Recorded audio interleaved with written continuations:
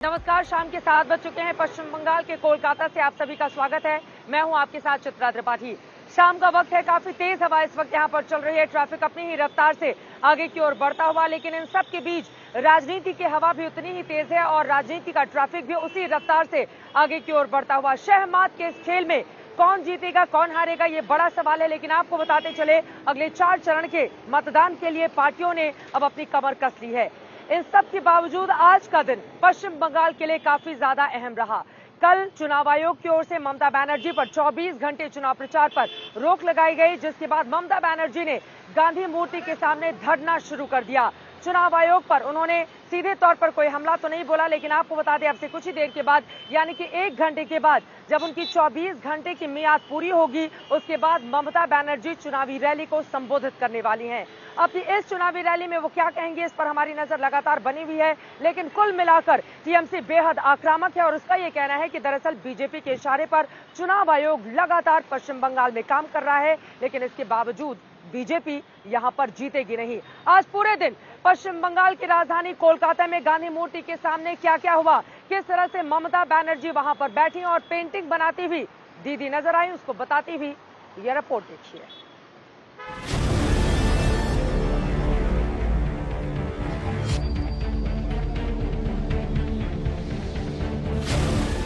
मन में गुस्सा, अंदाज में तेवर, हाथ में पेंटिंग का ब्रश और तस्वीर बनाती मुख्यमंत्री ममता बनर्जी। बंगाल चुनाव अब तक राजनीति के कई रंग दिखा चुका है। लोगों ने सियासी वार देखा, विरोधियों का पलटवार देखा, बम बारूद का धमाका सुना, गोलियों की बौछार देखी और अब आधे चुनाव के बाद यहाँ धरना वाली पॉलिटिक्स का रंग भी नजर आ ही गया। चुनाव आयोग ने ममता बनर्जी के प्रचार पर 24 घंटे का ब्रेक लगाया तो इस फैसले से गुस्साई ममता बनर्जी कोलकाता में धरने पर बैठ गईं। गांधी प्रतिमा के सामने बैठी ममता भले ही मौन रहीं, लेकिन विरोध के इस तरीके से दीदी ने अपना संदेश पश्चिम बंगाल के कोने कोने तक पहुंचा दिया। चूंकि चुनाव आयोग ने 24 घंटे का उनके ऊपर बैन लगाया है, रात 8 बजे से लेकर आज रात 8 बजे तक ये बैन चलता रहेगा, लेकिन अपनी इस अकेली तस्वीर के जरिए दरअसल समूचे बंगाल में एक बड़ा मैसेज देने की कोशिश ममता दीदी की ओर से की जा रही है। दरअसल तीखे बयानों को लेकर पश्चिम बंगाल की सियासत पहले से ही गरमाई हुई है और जब ममता बनर्जी ने ऐसे बयानों की सीमा लांघी तो बीजेपी चुनाव आयोग से दीदी की शिकायत करने पहुंच गई और हवाला दिया मुस्लिम वोटों के एकजुट होने और सुरक्षा बलों के घेराव वाले बयान का। সংখ্যালঘু এলাকা দেখেন অত্যাচার করছে, একদম সবাই মিলে আজানের ধ্বনি দেবেন, দেখবেন সবাই একজোট হয়ে যাবে। সিআরপিএফ যদি গন্ডগোল করে আমি আপনাদের মেয়েদের বলে দিচ্ছি, আপনারা ওদের ঘেরাও করে রাখবেন, একদল আর একদল ভোট দিতে যাবেন, একদল ঘেরাও করবেন, একদল ভোট দিতে যাবেন। चुनाव आयोग ने पहले ऐसे बयानों पर ममता बनर्जी को नोटिस थमाया, लेकिन नोटिस के बावजूद भी जब ममता बनर्जी इन बयानों पर अड़ी रहीं, तो चुनाव आयोग ने एक्शन लेते हुए उनके प्रचार पर 24 घंटे की रोक लगा दी। इन बयानों को लेकर प्रधानमंत्री नरेंद्र मोदी ने भी बंगाल के सियासी रण में ममता पर निशाना साधा था। आपने कहा कि सभी मुसलमान एक हो जाओ, वोट बटने मत दो। अगर हमने कहा होता सारे हिंदू एकजुट हो जाओ, बीजेपी को वोट दो, तो दीदी ये इलेक्शन कमीशन हमें 8-10 नोटिस भेज देता। हालांकि चुनाव आयोग के एक्शन और ममता बनर्जी की धरने वाली पॉलिटिक्स से टीएमसी आने वाले 4 चरणों के चुनाव में फायदे की उम्मीद जता रही है, क्योंकि चुनाव आयोग के इस फैसले ने ममता के समर्थकों को बेहद नाराज कर दिया है। 24 घंटे का ये जो उनका चुनाव प्रचार नहीं करना है, क्या ये असर डालेगा, क्योंकि 17 तारीख को ही अगले दौर की वोटिंग होनी है? बंगाल के आम आदमी है दीदी के साथ, कोई भी कमीशन, कोई भी विरुद्ध शक्ति कुछ नहीं कर सकता। दीदी जीतेंगी? हाँ, दीदी जीतेंगी, 230 से भी ज्यादा वोटों से जीतेंगी। लेकिन 24 घंटे का जो उनके पे रोक लगा दी गई है, उसका असर पड़ेगा? हम बोलना चाहते हैं, देखिए दिलीप घोष भी तो बहुत कुछ बोले हैं। हाँ, वो बोले हैं कि जगह जगह में ये होगा, तो शायंतन बसु भी बोले हैं बीजेपी के, तो ये लोग को क्यों नहीं निर्वाचन कमीशन कोई स्टेप ले रही है? सिर्फ ममता बनर्जी क्यों फोकस है ये लोग का? तो लग रहा है कि 24 घंटे के बैन से दीदी को नुकसान होगा। अभी नहीं होगा, कुछ नहीं होगा। दीदी ठीक रहेगा हम लोग का। दीदी का मैसेज जाएगा लोगों में? हाँ जाएगा, काहे नहीं जाएगा। लोगों को लग रहा है कि दीदी को टारगेट किया है चुनाव आयोग ने। हाँ दीदी को टारगेट किया है। दीदी को टारगेट किया है। टीएमसी समर्थकों ने ममता पर पाबंदी को लेकर सवाल उठाए और पूछा कि उग्र बयान देने वाले दिलीप घोष पर आयोग ने एक्शन क्यों नहीं लिया। आप लोग यहाँ पर दीदी को सपोर्ट करने के लिए आए हैं? जी हाँ, दीदी का सपोर्ट करने लग रहा है कि इलेक्शन कमीशन ने गलत किया। हाँ, बहुत गलत किया, बहुत गलत किया, बहुत गलत किया, पूरा गलत किया है। लेकिन इलेक्शन कमीशन का कहना है उनको मुस्लिमों को यूनाइट करने वाला बयान नहीं देना चाहिए था। नहीं, गलत बात है, ये गलत बात है, ये दीदी नहीं बोली। वैसे तो मोदी ही बोल रहे हैं कि हिंदू का सपोर्ट कर रहे हैं हम लोग। मोदी, नरेंद्र मोदी तो बहुत कुछ बोले। नरेंद्र मोदी बोले, दिलीप घोष बोल रहे हैं। दिलीप घोष तो ये बात बोले हैं कि जो शीतलकुची में हुआ वो हर जगह होना चाहिए। इलेक्शन कमीशन ने उसको क्यों दबाने दिया? अच्छा, उसमें एक्शन नहीं हो रहा है। उसमें एक्शन क्यों नहीं लिया जा रहा है? आंध्रा बांग्ला छाड़बो ना, यूपी बिहार होते थे वो ना, सोवई रोंगेर खेला होवे। ममता बनर्जी आने वाले चरणों के लिए कोई कोर कसर नहीं छोड़ना चाहती, लिहाजा 24 घंटे का बैन लगा तो ममता ने उसी के हिसाब से चुनाव प्रचार का कार्यक्रम तय कर लिया। आज रात 8 बजे के बाद वो साल्ट लेक, बारासात और विधान नगर जा रही हैं, जहां बैन के बाद फिर से चुनाव प्रचार का आगाज करेंगी। कल ममता कूच बिहार के दौरे पर जाने वाली हैं और ममता के दौरे से पहले इसे हिंदू मुसलमान का रंग दिया जा चुका है, लिहाजा इस पर संग्राम भी बढ़ना तय मानिए। चित्रा त्रिपाठी और सूर्याग्नि रॉय के साथ इंद्रजीत कुंडू, कोलकाता, आज तक। ममता बनर्जी आज धरने पर क्या बैठी? पूरा का पूरा टीएमसी कुनबा धरने पर बैठा हुआ नजर आया। क्या महिलाएं, क्या पुरुष, सभी ममता बनर्जी के इस धरने का समर्थन करते हुए नजर आए और बीजेपी पर, चुनाव आयोग पर कड़ी टिप्पणी ये कहते हुए कि कोई कितना भी जोर लगा ले, लेकिन पश्चिम बंगाल में तो दीदी ही हैट्रिक लगाने वाली हैं। उनका जोश एक तरफ, लेकिन दूसरी तरफ भारतीय जनता पार्टी ममता बनर्जी के इस धरने को लेकर उन पर लगातार तीखा हमला कर रही है। बीजेपी का कहना है कि दरअसल दीदी बंगाल से जाने वाली हैं, इसीलिए वो धरने की प्रैक्टिस कर रही हैं।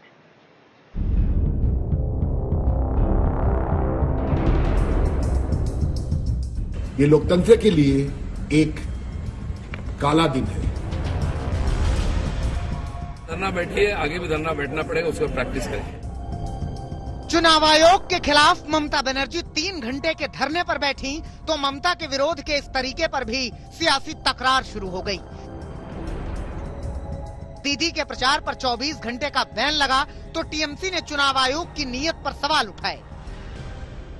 इलेक्शन कमीशन जो काम कर रहा है, इतिहास में भारतवर्ष की सन 1952 से जो इलेक्शन हो रहा है, आज तक कोई इलेक्शन कमीशन इस तरह जो पार्टी है पावर में दिल्ली में उसका सपोर्ट कर रहा है, ये हम लोग देखा नहीं। मैं भी 58 इयर्स पॉलिटिक्स में है, हमने भी नहीं देखा। ये इलेक्शन कमीशन जो बात बीजेपी बोलता है उसको काम हो जाता है। वहीं बीजेपी धरने वाली इस पॉलिटिक्स को हार के बाद के लिए ममता की प्रैक्टिस बता रही है। जिंदगी भर धरना बैठिए, आगे भी धरना बैठना पड़ेगा, उसको प्रैक्टिस करेंगे। कल ममता बनर्जी के प्रचार पर बैन के ऐलान के बाद ही वार पलटवार का ये दौर शुरू हो गया था। चुनाव आयोग के इस एक्शन के बाद टीएमसी नेताओं ने इसे लोकतंत्र के लिए काला दिन बताया था। वो कुछ भी कर सकते हैं, फर्क नहीं होगा, लेकिन आज लोकतंत्र के लिए काला दिन है और चुनाव आयोग ये कॉम्प्रोमाइज्ड है, ये एक्सपोज्ड है।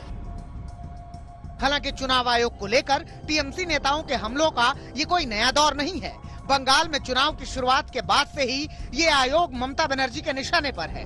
अपनी चुनावी रैलियों और सभाओं में तो ममता बनर्जी खुलेआम चुनाव आयोग पर बीजेपी के इशारे पर काम करने का आरोप लगा चुकी हैं।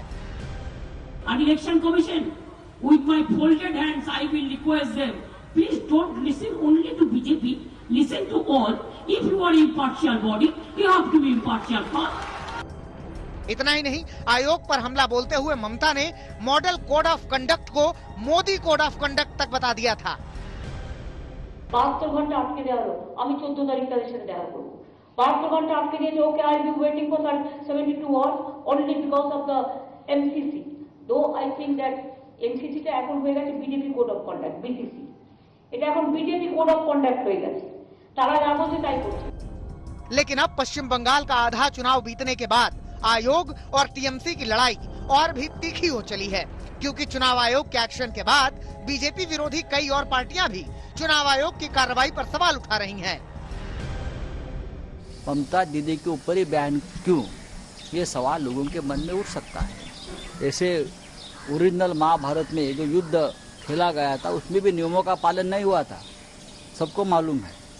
जो शिखंडी है उनके आड़ में भी युद्ध जीता था, तो पश्चिम बंगाल में ये शिखंडी कौन है जिसके आड़ में कोई युद्ध जीतना चाहता है। कई वर्षों से हम लोग लगातार देख रहे हैं कि चुनाव आयोग लगता है कि वो सरकार के एक संस्था के रूप में काम कर रहा है, निष्पक्ष नहीं है।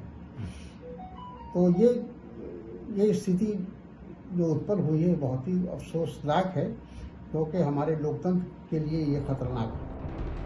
नंदीग्राम में पैर में चोट लगने के बाद जब ममता बनर्जी प्रचार के लिए सामने आई थी तो खुद को घायल शेरनी बताते हुए बीजेपी के खिलाफ हुंकार भरी थी। अब चुनाव आयोग के एक्शन को भी ममता बनर्जी खुद पर एक और हमले की तरह प्रचारित कर रही हैं और आने वाले 4 चरणों में इसे मुद्दा बनाकर बीजेपी को घेरने की कोशिश होगी। लेकिन बीजेपी ममता बनर्जी को ऐसा मौका देने के लिए तैयार नहीं है। कोलकाता से पौलमी साहा और चित्रा त्रिपाठी के साथ आज तक ब्यूरो। बंगाल में 4 चरणों का चुनाव खत्म हो चुका है, लेकिन चौथा चरण आते आते जिस तरह से सड़कों पर अंगारे बरसे, बिल्कुल उसी तरह से नेताओं की जहरीली जुबान भी जमकर चलते हुए देखे गए। इन सब के बीच आपको बताते चले चुनाव आयोग ने इसके मद्देनजर कड़ा एक्शन लिया। ऐसा नहीं है कि चुनाव आयोग की ओर से सिर्फ टीएमसी या फिर ममता बनर्जी के खिलाफ ही एक्शन लिया गया हो।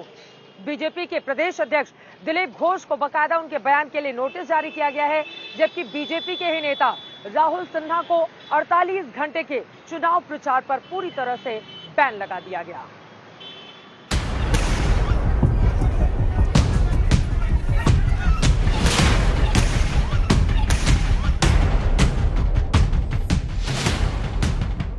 আর যদি সংখ্যালঘু এলাকায় দেখেন অত্যাচার করছে, একদম সবাই মিলে আজানের ধরে যাবেন, দেখবেন সবাই একজোট হয়ে যাবে। শীতলকুচিতে 4 জনের বদলে 8 জনের মারা উচিত ছিল কেন্দ্রীয় বাহিনী। কেন কেন্দ্রীয় বাহিনী 4 জনকে মারলো তার জন্য শোকজ করা উচিত কেন্দ্রীয় বাহিনী। সবে শুরু হয়েছে, যারা ভেবেছে সেন্ট্রাল ফোর্স বন্দুকটা দেখাবার জন্য নিয়ে এসছে, তারা বুঝেছে ওর গুলির গরম কিরকম।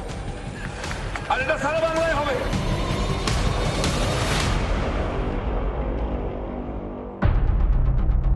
बंगाल की चुनावी राजनीति धधक रही है। सड़कों पर, रैलियों में, सभाओं में, मैदानों में, बयानों में जहर बुझी भाषा की हवा चली है, जिसने अपनी जद में ले लिया है पूरे बंगाल को।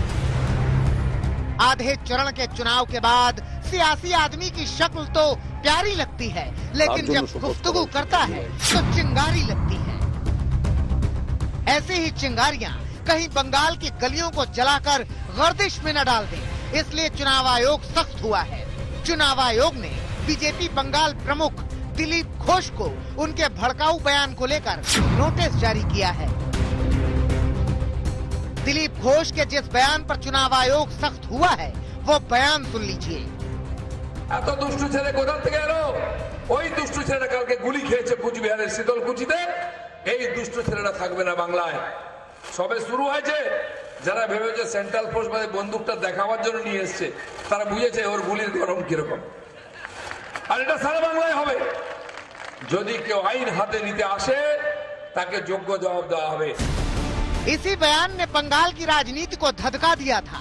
खुद ममता बनर्जी ने दिलीप घोष के इस बयान पर कड़ी प्रतिक्रिया दी थी, ये कहते हुए कि दिलीप घोष का बयान शर्मनाक है और इस बयान के पीछे अमित शाह की शह है।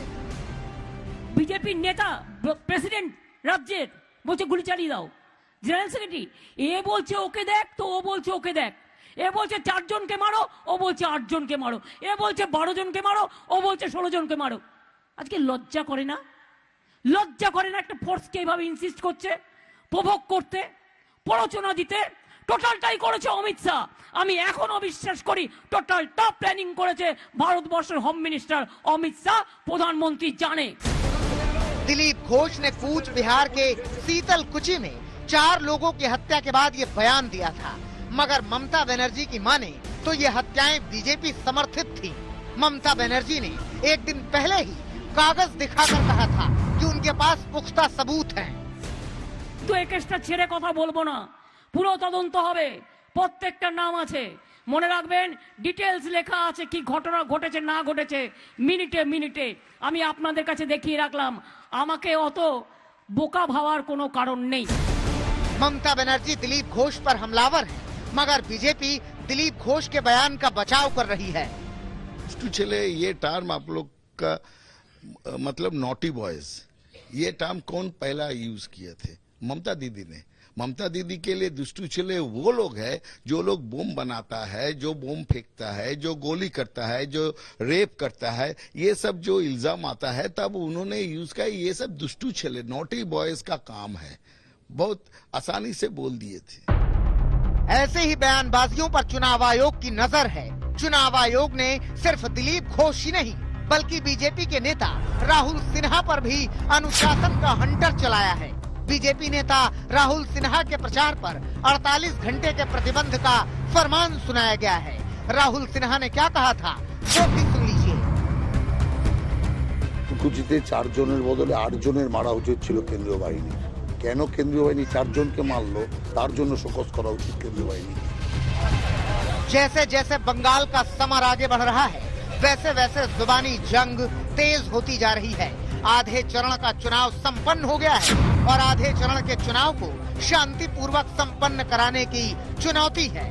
देखना होगा कि चुनाव आयोग के सख्त एक्शन के बाद बंगाल में बीजेपी नेताओं की जुबान पर लगाम लगती है या इस एक्शन के बाद ये जुबान और तीखी हो जाती है। कोलकाता से चित्रा त्रिपाठी के साथ आज तक ब्यूरो।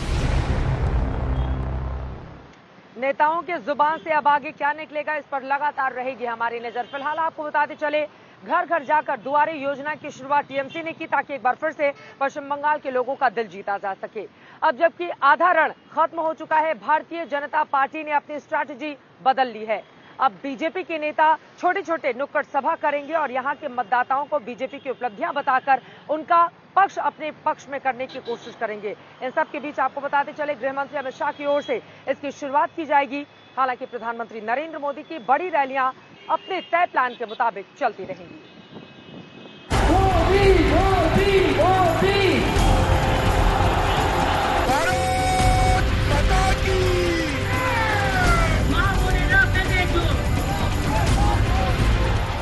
चार चरण में धुआंधार प्रचार और बड़ी जीत का दावा कर रही बीजेपी ने आधे चुनाव के बाद अब अपना गेम प्लान चेंज कर दिया है। अब तक आपने बंगाल में बीजेपी के प्रचार में समर्थकों का सैलाब देखा। नेताओं और पार्टी के लिए नारेबाजी देखी, लेकिन अब बीजेपी आने वाले 4 चरणों में सीधे संपर्क को हथियार बनाकर ममता बनर्जी पर हमला बोलने की तैयारी कर रही है और इसके लिए सहारा लिया जाएगा नुक्कड़ सभाओं का। बीजेपी सूत्रों की माने तो अब पार्टी टाउन हॉल मीटिंग और पोथो सभा यानी नुक्कड़ सभाओं पर जोर देगी। हालांकि आने वाले दिनों में पीएम मोदी की रैलियां जारी रहेंगी। बीजेपी सूत्रों से मिली जानकारी के मुताबिक कोलकाता और उसके आसपास की 40 सीटों के लिए बीजेपी 2000 से ज्यादा नुक्कड़ सभाएं करेगी। नुक्कड़ सभाओं को केंद्रीय मंत्री, सांसद, मुख्यमंत्री, उप मुख्यमंत्री और राज्यों के मंत्री और विधायक संबोधित करेंगे। गृह मंत्री अमित शाह और पार्टी अध्यक्ष जेपी नड्डा के लिए भी कई ऐसी सभाओं की तैयारी बीजेपी कर चुकी है। हालांकि इसके साथ साथ सोशल मीडिया से प्रचार और घर घर जाकर संपर्क अभियान जारी रहेगा। इसके तहत बीजेपी अपने संकल्प पत्र के साथ केंद्र सरकार की गरीब कल्याण योजनाओं के बारे में भी बंगाल की जनता को बता रही है। मैं आज आपको कहने आया हूं, भारतीय जनता पार्टी और इसके सहयोगी दल के सारे नेता यहां बैठे हैं।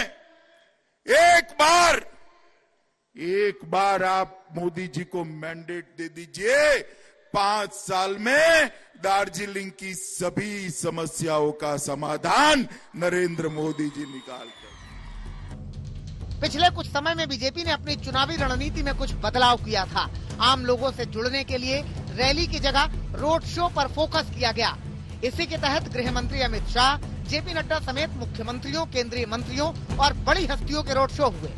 उधर ममता बनर्जी भी आने वाले 4 चरणों के चुनाव को लेकर ताबड़तोड़ प्रचार की तैयारी कर चुकी हैं। आज चुनाव आयोग का बैन हटने के साथ ही ममता अपना प्रचार शुरू कर देंगी और कल कूच बिहार का दौरा करेंगी। पश्चिम बंगाल चुनाव के अगले चरण में कोलकाता और उसके आसपास के इलाकों की 40 सीटों पर मतदान होना है और दोनों पार्टियों ने यहां दमखम लगा दिया है। हिमांशु मिश्रा, दिल्ली, आज तक। तो पश्चिम बंगाल के इस भीषण फ्लड की हर एक खबर आप लगातार देखते रहेंगे ग्राउंड जीरो से हमारे साथ। शंखनाद में अभी के लिए बस इतना ही।